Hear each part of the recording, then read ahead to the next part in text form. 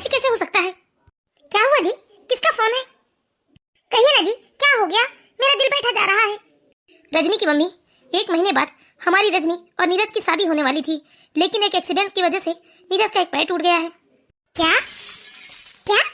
नीरज बाबू का पैर टूट गया है? पापा, पैर ही तो टूटा है ना, इलाज के बाद पैर ठीक हो जाएगा उनका। बेटा, सिर्फ पैर ही टूटा होता तो कोई बात नहीं थी, लेकिन एक्सीडेंट इतना भयानक था कि नीरज बाबू का एक पैर काटना पड़ गया है। क्या? ये तो बहुत ही दुख की बात है पापा। हाँ बेटा, लेकिन हमारी रजनी और नीरज बाबू की सगाई हो चुकी है, अब हम क्या करें? मम्मी जी, सिर्फ सगाई ही तो हुई है, शादी तो नहीं हुई ना। मुझे तो कुछ समझ में नहीं आ रहा है, आखिर हम करें तो करें क्या? ये कैसी दुविधा में फंस गए हैं हम लोग। अरे इसमें सोचना समझना क्या जी, सगाई ही तो हुई है, हम लोग शादी कैंसिल कर देंगे। लेकिन लड़के की सरकारी नौकरी है, देखने सुनने में वो बहुत अच्छा है, अब नियति को क्या कहे? पैर कटने को लिखा था, सुकड़ गया, पर ऐसे अचानक मना नहीं कर सकते हम। अरे आप ये क्या बोल रहे हो? हमारी बेटी की जिंदगी का सवाल है, लड़के का एक पैर कटा हुआ है और पूरी जिंदगी हमारी लड़की। अरे आप सोचिए तो, हम कैसे शादी कर सकते हैं जिसका एक पैर नहीं है उस लड़के से? हाँ हाँ पापा जी, शादी कैंसिल कर दीजिए। लेकिन एकाएक शादी के लिए मना करना, और वैसे भी वो परिवार अभी कितना दुखी है। मुझे तो लगता है हमें एक बार रजनी का भी फैसला सुन लेना चाहिए, वो क्या चाहती है। अरे बेटा, रजनी क्या चाहेगी? अभी हम है ना, हम फैसला करेंगे। ऐसे कैसे हम एक पैर वाले लड़के से अपनी बेटी की शादी कर दें? और हमारी रजनी में क्या कमी है? पढ़ी लिखी है, सुंदर है, वो चाहे तो नौकरी भी कर सकती है, और नहीं तो क्या? नहीं नहीं, मुझे लगता है ये फैसला हमें रजनी के ऊपर छोड़ देनी चाहिए। रजनी, तू बता बेटा, जिस लड़के का एक पैर कटा हुआ है, क्या तू उससे शादी करने को तैयार है? अरे रजनी, क्या दुनिया की कोई भी लड़की तैयार नहीं हो सकती? हाँ रजनी दीदी, आप कैसे शादी कर सकते हो एक पैर के दूल्हे के साथ? भाभी, कल तक तो वो ठीक थे, आज उनमें ऐब आ गया, तो क्या उसका साथ छोड़ देना उचित है? मम्मी, पापा, कल को शादी के बाद मुझ में कोई ऐब आ जाए और वो मुझे छोड़ दे तब? या फिर एक बात बताइए, आज उनकी जगह मुझे कुछ हो गया होता और लड़के वाले लोग शादी से इनकार करते, तो आप लोगों के ऊपर क्या बीतती? दुविधा में तो रजनी भी थी, लेकिन उसे इस तरह से अपने मंगेतर को छोड़ना उचित नहीं लगा, इसीलिए उसने शादी के लिए हाँ कह दिया, और अब दोनों की शादी बहुत ही धूमधाम से संपन्न हो जाती है। नीरज को भी कृत्रिम पैर लगवा दिया जाता है। अब नीरज अपने पैरों में चलने के लिए सक्षम हो गया था, अब वो आसानी से कहीं भी आ जा सकता था। इस तरह नीरज और रजनी की शादी को 2 महीने बीत जाते हैं, दोनों खुशी खुशी जीवन व्यतीत कर रहे थे। रजनी, मैं बहुत ही किस्मत वाला हूँ जो मुझे तुम जैसी समझदार सुलझी हुई लड़की मिली है। शायद तुम्हारी जगह कोई और होती तो उसने मुझसे शादी करने से इनकार कर दिया होता। क्या नीरज जी, आप रोज रोज यही बात बोलते हो? अरे आप में किसी चीज की कोई कमी नहीं है, आप इतने अच्छे हैं, आपकी सरकारी नौकरी है, किस बात की कमी है जो मैं आपको इनकार करती? अच्छा जल्दी कीजिए, आपको ऑफिस के लिए देर हो रही। ठीक है रजनी। सुनो रजनी, शाम को तुम तैयार रहना, हम लोग बाहर डिनर पर चलेंगे। हाँ ठीक है, अब जल्दी कीजिए, देर हो गई है आपको ऑफिस के लिए। ठीक है, जाता हूँ। चलो अच्छा है भगवान, इन्होंने कृत्रिम पैर लगवा लिया, अब ये कहीं भी आने जाने में सक्षम है, तो इस बहाने इनके मन से हीन भावना निकल गई। रजनी और नीरज के जीवन में खुशियों की कोई कमी नहीं थी, दोनों एक दूसरे के साथ बहुत खुश थे, और रजनी के सास ससुर भी रजनी से बहुत खुश थे। इस तरह धीरे धीरे समय बीतता गया। अब नीरज और रजनी की शादी को 5 साल हो चुके थे, और इन 5 सालों में रजनी और नीरज के जीवन में बहुत कुछ बदलाव आ चुका था। रजनी के ससुर का स्वर्गवास हो चुका था, इसीलिए रजनी की सास चाहती थी कि जल्दी से जल्दी रजनी उन्हें एक पोता दे दे, जिसके साथ रजनी की सास का वक्त गुजर जाए। लेकिन बेचारी रजनी भी क्या करती, क्योंकि उसके हाथ में कुछ नहीं था। रजनी ने अपना चेकअप अच्छे अच्छे डॉक्टरों को भी करवाया, लेकिन रजनी अभी तक माँ नहीं बन पाई थी। माँ, आप इस तरह से दुखी मत होइए ना, सब ठीक हो जाएगा। अरे मैंने तुम लोगों से क्या ही मांगा है, एक पोता या पोती चाहिए जिसके साथ खेलकर मेरा दिल बहल जाए, मेरा समय गुजर जाए, इससे ज्यादा मुझे कुछ नहीं चाहिए बेटा। सुनिए जी, आपको एतराज ना हो तो एक बात कहूँ मैं आपसे। क्या बात है रजनी? क्यों ना नीरज जी, हम एक बच्चा गोद ले लें? नहीं, मुझे अपना खुद का बच्चा चाहिए, लेकिन मैं जानता हूँ शायद ही ये संभव हो। ये भी कोई तरीका है नीरज जी का अपनी बात रखने का? यही बात तो नीरज जी की मुझे अच्छी नहीं लगती। अरे एक साथ मिल बैठकर कोई सार्थक समाधान निकालने की जगह वह दकियानुसी व्यवस्था से चिपके रहना चाहते हैं। मैंने महसूस किया है कि अब नीरज जी में पहली वाली बात नहीं रही, अब वह मुझसे कम ही बोलते हैं, देर रात तक टीवी देखते हैं, या फिर देर रात तक घर भी लौट कर आने लगे हैं। कहीं न कहीं नीरज जी को बाप न बन पाने का दुख है, लेकिन वो मुझसे कुछ कहते नहीं। लेकिन इसमें मेरी क्या गलती है? नीरज जी का व्यवहार मेरे प्रति कितना बुरा होते जा रहा है, वो मुझसे बात तक करना पसंद नहीं करते, आधी रात तक घर लौटते हैं, या फिर जल्दी आ जाए तो टीवी या मोबाइल में अपना टाइम पास कर लेते हैं। लेकिन वही मैं अकेले बैठी भी रहूंगी तो मुझसे पलटकर एक शब्द बात भी नहीं करते। लेकिन ऐसा कब तक चलेगा? अगर आज रात भी ये घर देरी से आए तो मैं इनसे सवाल जरूर करूंगी। रात के 12 बजने को आए लेकिन नीरज जी अभी तक घर नहीं आए हैं। रजनी, तुम अभी तक सोई नहीं? हाँ जी, नहीं सोई। जब तक आप घर नहीं आ जाते मुझे नींद नहीं आती। ये क्या हो गया है आपको? आप आधी आधी रात तक घर आते हैं। रजनी, अकेला घर मुझे खाने को दौड़ता है।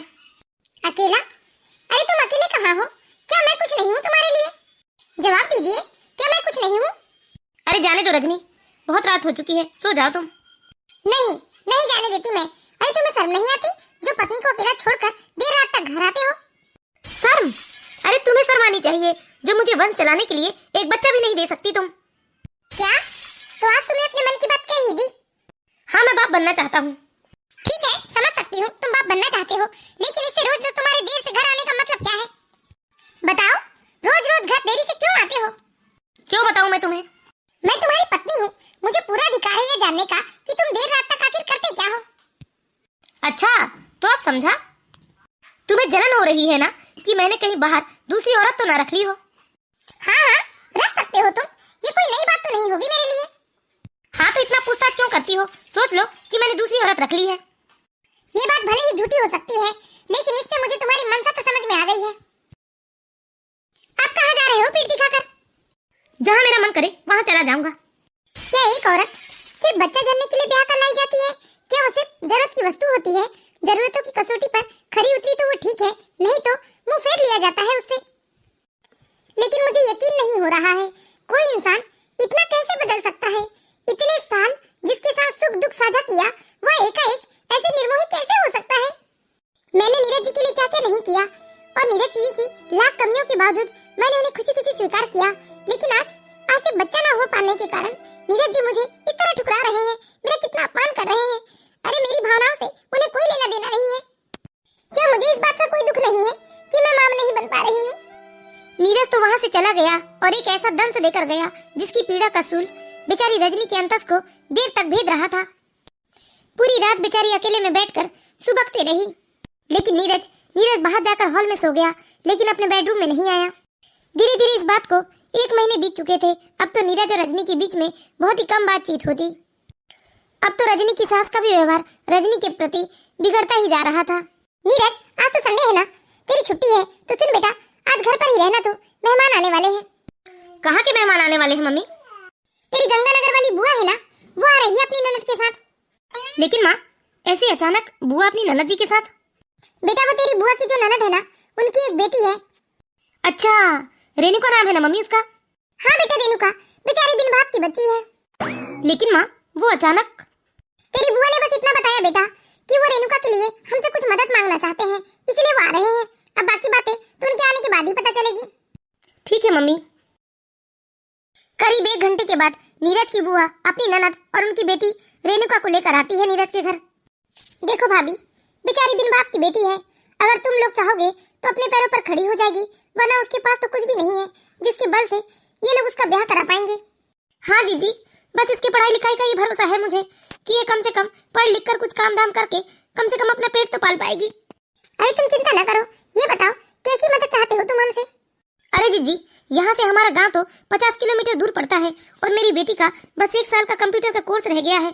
अगर आप लोग चाहे तो यहाँ रहकर क्या 1 साल अपनी पढ़ाई को पूरी कर सकती है।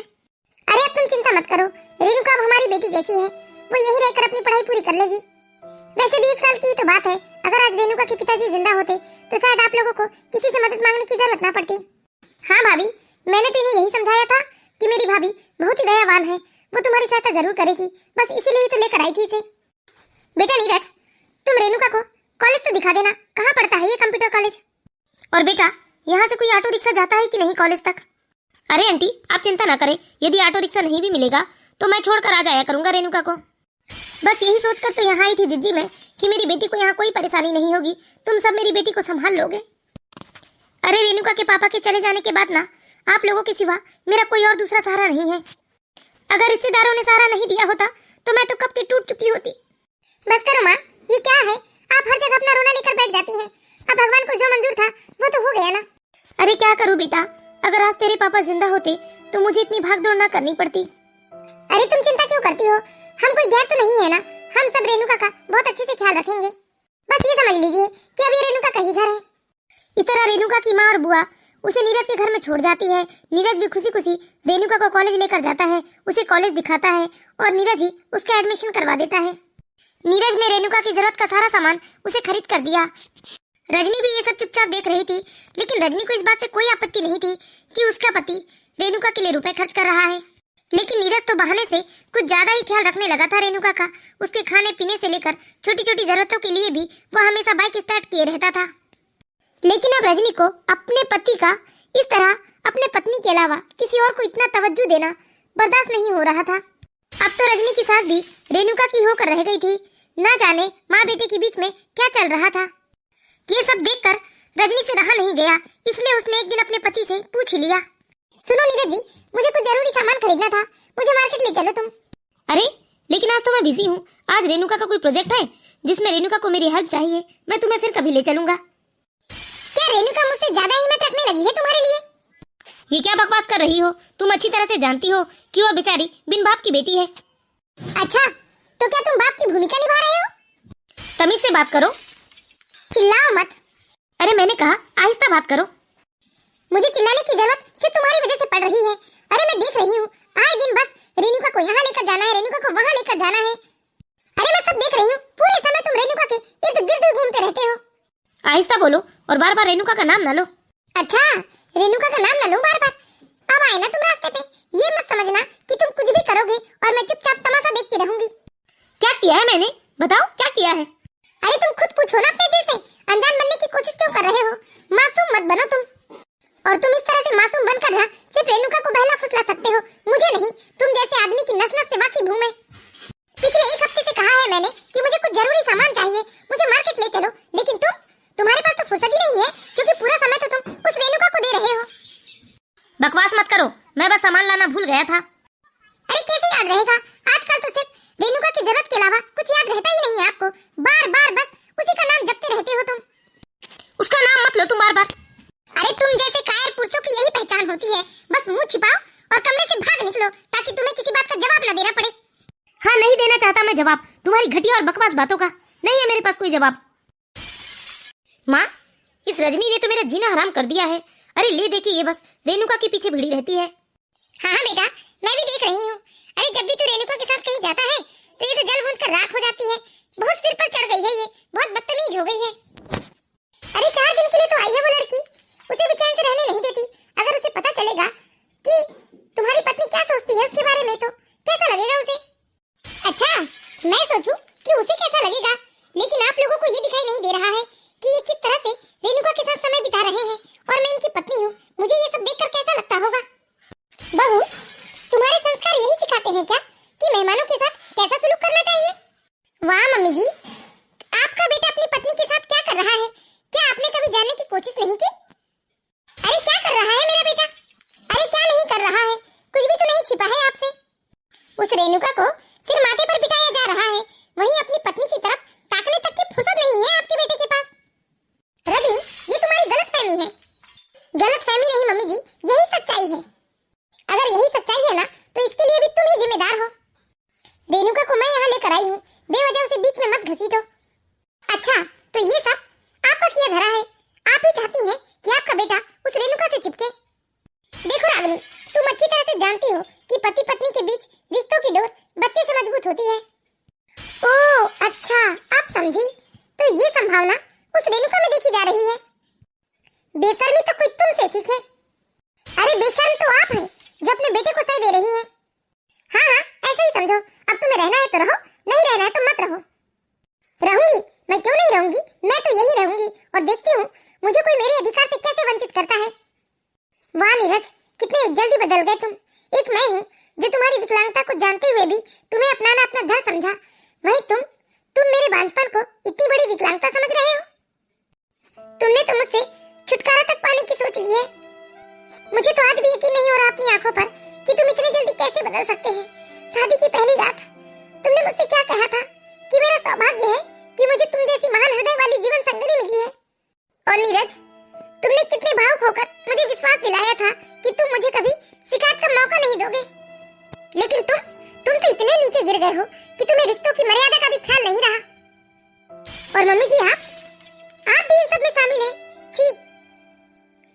रेणुका आप लोगों की दूर की रिश्तेदार की बेटी है। मम्मी जी, जब आपने उसे नाम दे ही दिया है तो अपने बेटे को उस रिश्ते को निभाने का भी संस्कार दे दो, वरना वो मेरी ही तरह उसे भी बीच रास्ते में छोड़ देगा। इस तरह रजनी नीरज और अपनी सास को खरी खोटी सुनाकर चुपचाप अपने कमरे में चली जाती है। लेकिन वो जैसे अपने कमरे में जाती है वैसे उसके मायके से फोन आता है कि उसकी मम्मी की तबीयत बहुत खराब है, वो जल्दी अपने मायके आ जाए। क्या मम्मी की तबीयत ठीक नहीं है भाभी?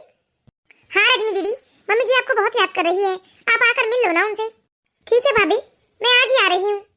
इस तरह रजनी अपनी मम्मी की तबीयत का सुनकर वह तुरंत ही अपने ससुराल से मायके चली जाती है।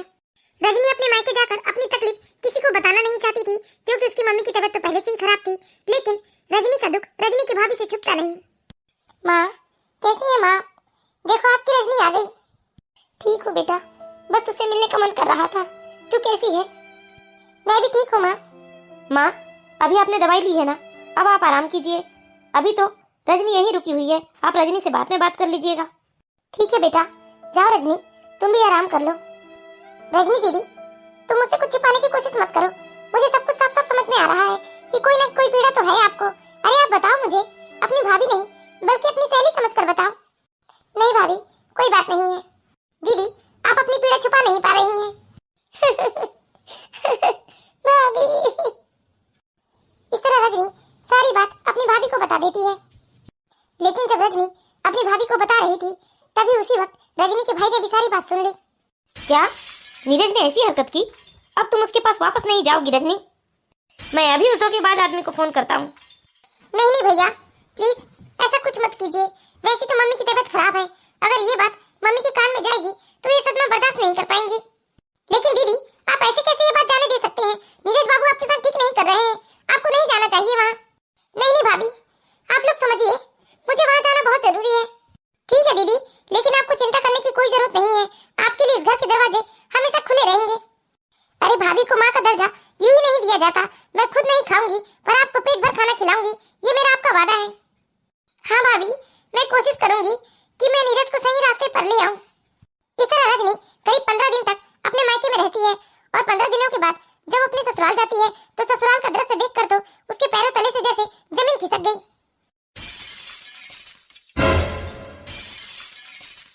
नीरज, नीरज! क्या हुआ रजनी, इतने गुस्से में क्यों हो तुम? ये सब मैं क्या देख रही हूँ? रेणुका की शादी कब हुई? कौन है उसका पति? जवाब दो, मैं पूछती हूँ, कौन है रेणुका का पति? अच्छा, तुम्हारी चुप्पी ने सब कुछ साफ साफ कह दिया है। अरे तुमने मेरी सहमति लेना भी मुनासिब नहीं समझा। रजनी, मुझे तुमसे यही उम्मीद थी। दूर हटो तुम मुझसे। नीरज, तुम अच्छी तरीके से जानते हो कि बांध सब एक स्त्री के लिए गाली से कम नहीं है, और उस स्त्री के लिए तो और ज्यादा जो इस कलंक के साथ अभिशापित जीवन जीने के लिए मजबूर हो। नीरज, मुझे दुख इस बात का नहीं है कि तुमने रेणुका से शादी कर ली, दुख तो इस बात का है कि तुमने मेरे पीठ पीछे छुरा भोंका, मेरे विश्वास का कत्ल कर दिया। अरे यही काम तुम मुझे विश्वास में लेकर भी तो कर सकते थे ना। अगर तुम्हारी विकलांगता को खामी समझकर मैंने तुमसे शादी से इनकार कर दिया होता तो तुम मुझे किस रूप में लेते? शायद मैंने व्यर्थ में ये प्रश्न उठा दिया। जिसका चरित्र ही दोगला हो वो भला सोच विचार कर क्यों कुछ करेगा? अरे रजनी मेरी बात तो सुनो। रजनी अब नीरज से शिकायत करना व्यर्थ समझती है और चुपचाप कमरे से चली जाती है। लेकिन ये खबर रजनी के मायके तक पहुंच जाती है और रजनी का भाई गुस्से से तमतमाता हुआ रजनी के ससुराल आ जाता है। नीरज, नीरज कहाँ है तू? अरे मैं तुझे बर्बाद कर दूंगा। अरे सरकारी कर्मचारी होते हुए भी उसकी इतनी हिम्मत कि उसने दूसरी शादी कर ली, वो भी एक पत्नी के होते हुए। अरे मैं चुप रहने वाला नहीं हूँ, बड़े अफसरों से शिकायत करूंगा, दर दर की ठोकरें खिलवाऊंगा इस नीरज को। तो मैं आ गए, भड़ास निकाल ली अपनी, अब मेरी भी सुन लीजिए जरा।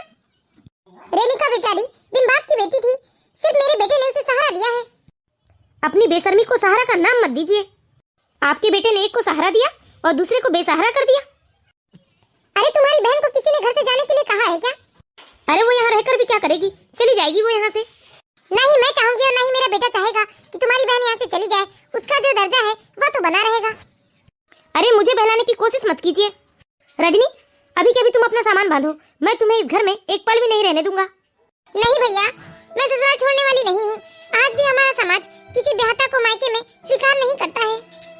भैया, मैं अपने ससुराल की चौखट में दम तोड़ना पसंद करूंगी, लेकिन मायके आना स्वीकार नहीं करूंगी।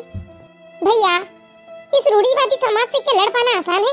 ऐसे जड़ समाज से बदलाव की उम्मीद करना रेगिस्तान में पानी तलाशने जैसा है भैया। और मैं इतनी कमजोर औरत नहीं हूँ भैया कि कोई भी समस्या आ जाने पर समस्या से लड़ने की बजाय मैं समस्या से भाग खड़ी हूँ। ये जो भी समस्या है भैया उसका समाधान ढूंढूंगी मैं अपने वजूद के लिए कमजोर नहीं पड़ूंगी भैया। ठीक है मेरी बहना, लेकिन तुम जब चाहोगी ना तुम्हारे लिए तुम्हारे मायके के दरवाजे हमेशा खुले रहेंगे। चला गया?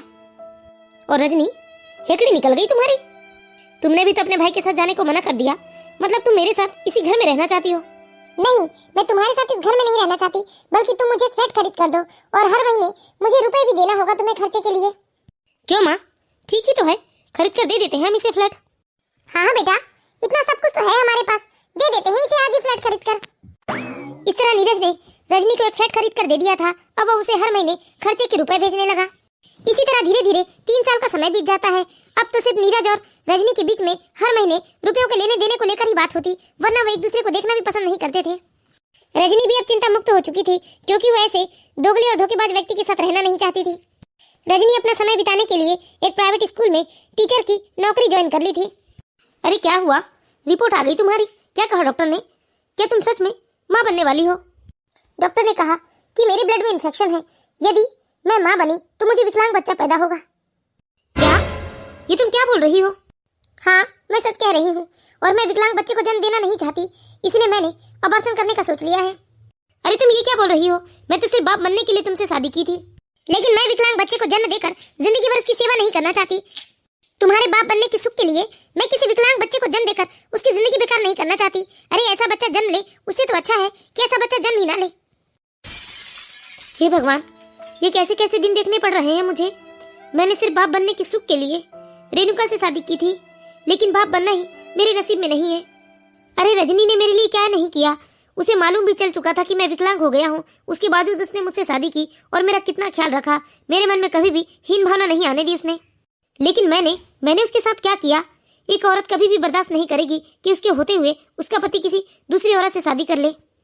लेकिन मैं तो इतना स्वार्थी हो गया था कि मैंने एक बार भी रजनी के बारे में नहीं सोचा। सिर्फ अपने बाप बनने के सुख के लिए मैंने रेणुका से शादी कर ली, लेकिन किस्मत को कुछ और ही मंजूर था। शायद ये सब मेरे कर्मों का ही फल है। मैं आज ही जाकर रजनी से अपने किए के लिए माफी मांग लूंगा और उसे वापस इस घर में ले आऊंगा। रजनी, मुझे माफ कर दो, शायद बाप बनना मेरे नसीब में ही नहीं है। रजनी, क्या हम फिर से एक साथ नहीं रह सकते? अच्छा, इस हमदर्दी की वजह जान सकती हूँ? हमदर्दी नहीं, अधिकार। अच्छा, जब रेणुका को ले आए तब अधिकार का ख्याल नहीं आया? रजनी, मैं भटक गया था, अब मैं अपनी गलती सुधारना चाहता हूँ। रजनी, मैं चाहता हूँ कि तुम टेस्ट ट्यूब टेक्निक से माँ बन जाओ। मुझे तो लगता है कि तुम ना तीसरी शादी कर लो, तुम्हारे लिए यही सही रहेगा। रजनी, मुझे माफ कर दो, मैंने तुम्हारे साथ बहुत गलत किया। बोलो ना, तुमने मुझे माफ कर दिया? नहीं, सौतन लाकर तुमने अपनी पत्नी के वजूद को गाली दी है। तुम्हारे बाप बनने की इच्छा कभी पूरी नहीं होगी। ये जरूरी नहीं कि एक औरत को एक आदमी छोड़ दे तो हमेशा औरत का जीवन दुख में रहे, औरत हमेशा रोती हुई अपनी जिंदगी काटे। अरे तुमने मुझे छोड़ दिया, मुझे कोई अफसोस नहीं है और मैं अब अपनी जिंदगी में बहुत खुश हूँ। लेकिन अब रोने की बारी तुम्हारी है। तुम रोगे, अकेले तरसोगे, तड़पोगे, लेकिन तुम जो चाहते हो तुम्हें कभी नहीं मिलेगा। ये श्राप है मेरा। और चले जाओ तुम यहाँ से। ऐसे दोगले आदमी के साथ रहने से तो अच्छा है कि मैं अकेली अपने जीवन काट दूं। तो बताइए दोस्तों, क्या मैंने सही फैसला किया? यदि आप लोगों को कहानी अच्छी लगी हो तो प्लीज इस वीडियो को लाइक कीजिएगा और इसी तरह की मोरल स्टोरीज देखते रहने के लिए हमारे चैनल बालाघाट की बेटी को सब्सक्राइब कीजिए।